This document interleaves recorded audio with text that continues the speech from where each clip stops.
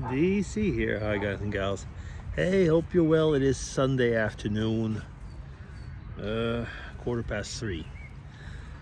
Yeah, and as you can see, the weather is nice. I think it's about 10, 12 degrees Celsius, something like that. I think it's 12 actually. So that's pretty warm. Yeah, yes, it is. So I had church this morning, and after lunch, fell asleep. Yeah, being an old man, I guess. Just fell asleep. And now I'm out for a bit of a walk because at 5 p.m., yeah, 5 p.m., I have a Spanish online discussion, I this week should call it. It's somewhere in the middle of a class and a discussion. So it's the way it works is that we're a whole group of people on Zoom, and it's called, I was going to say the name of the club. It's the Spanish Fluency Club. I was forgetting the word fluency for a moment there. The Spanish Fluency Club. You see, I'm not very fluent, am I? And once a week, so groups all around the world on different days of the week. But if you're living in Europe, Sunday there's the 5 o'clock class, and we have teachers from around the world. But I was going to say that up to now I've mostly had Latin America in this case, so with the Spanish Fluency Club, what they do is they give us topics. So we've got to discuss the topics together at first with the group. They'll make some of us read at times, things like that. But as we're discussing, or even looking at little movies or what, and then they send us off into breakout rooms, because this is all on Zoom, to little breakout rooms where we discuss, a few people together. Usually there's a professor in the background that's not saying much, just letting us discuss. It's okay. Sometimes it's a bit the blind leading the blind, because I mean, like I've noticed that in these type of situations, you quickly kind of forget sometimes your vocabulary, because you're on a timer basically. You'll be sent to the breakout room maybe for 5-10 minutes, well 10 minutes, something like that, usually around 10 minutes. But that's one thing I don't actually like all that much.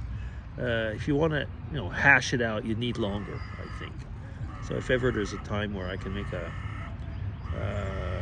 it's my third time, so I'm not like going back and saying what I think about it yet, but I probably will. And I mean, I don't know how much it'll have any influence, but yeah, overall it's kind of fun, and there's a lot of people from different places. But it is true that the group that I'm with now, there's more people from Europe, because I guess that's just a handy time. I am doing some courses. I've talked about all this stuff before, but with Babel Live, and there the advantage, of course, is you can choose pretty well any hour of the day, whenever you want to do it, and you can choose your teachers and so on. So yeah, I've been doing a lot with the same teacher, and I like her a lot, and I get the impression I get more out of those. But I'm trying different options, and both have their real positive things. The only thing is my pocketbook is not I got deals. I was on deals for these things, but normally once the deal is over, which is they last a year, then you would pay the standard price, which I find would be a little bit too expensive. So I'll see. Anyway, I probably will quit and wait until they give me another deal or something like that. Anyway, so much for that.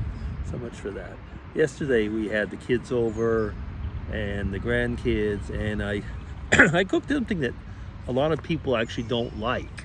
I say that, but don't like it because they've never had it, or it was beef tongue. Now I've noticed if you cook things like beef tongue or liver or kidney or stuff like that, bloggers it. Yeah, you will often get people say, I don't eat that stuff. I don't eat that. No. What is it called? Offal. And once I was told, yeah, awful. But anyway, this type of stuff, and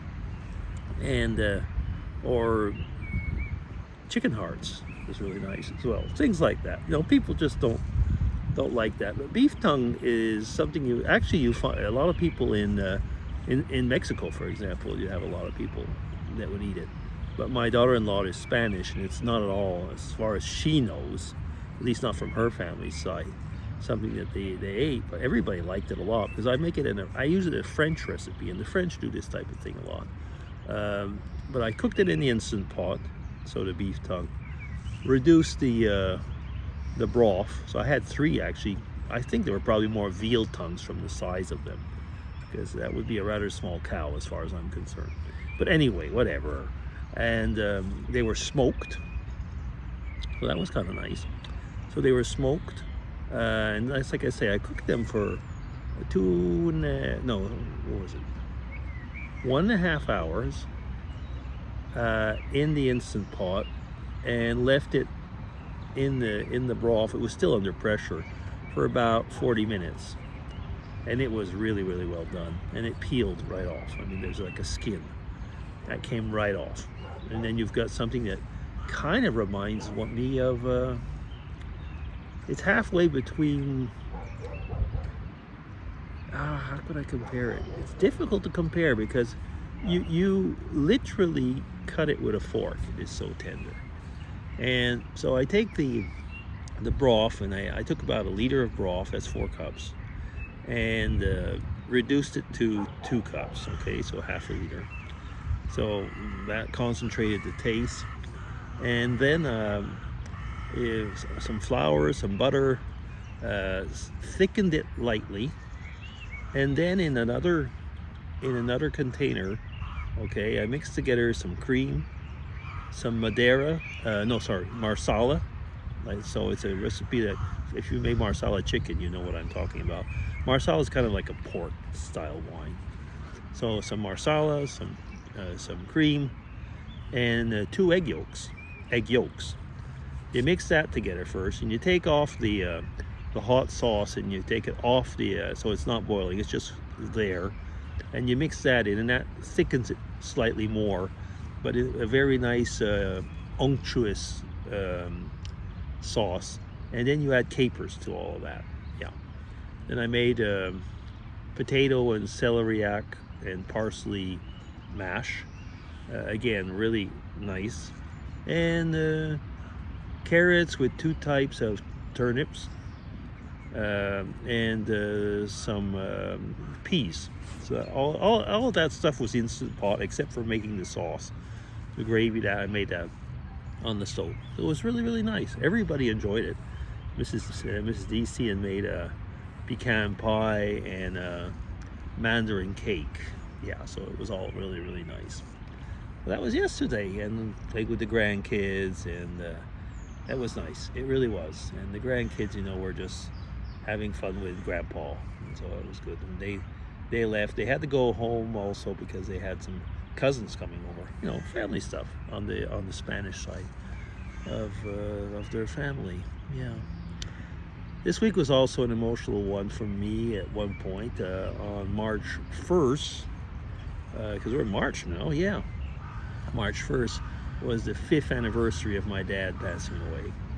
I didn't make anything special. I put a couple pictures up on a family discussion site that we have on Facebook Messenger, but just kept it at that. But yeah, 5 years. Time does pass by fast, and I put up a few pictures which I'd found. It was my dad, which was with his grandkids, so my children and my sister's children, and kind of reminded me of myself, when I'm with the grandkids. And when I looked at it, well, he was actually a lot younger than I was in that picture. No, he was, the grandkids were like around 3. Yeah, so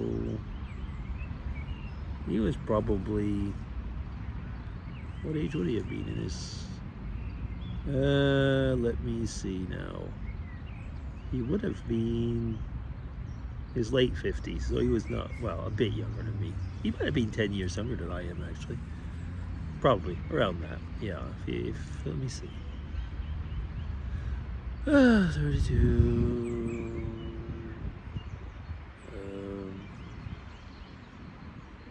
58. Early 60s, probably. Yeah, something like that. If he was retired, he was just barely retired. No, but because he retired before 60. My goodness, we're up to 10 minutes. Oh well, it's going to go a little bit over, I guess. Yeah. Anyway, whatever. I mean, he was still younger than me by a few years, nevertheless. Yeah.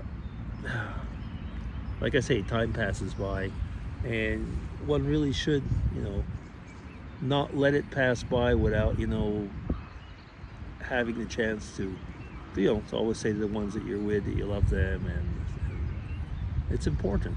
It is. Yeah. Like I said, I see the time and it's up to 11 minutes, so I will stop. So I'll stop there. Yeah. Anyway, DC will be signing off. Hope you have a good Sunday. We had a bit of a good chat, didn't we? Okay. So take care, everybody, and talk to you soon. Bye-bye.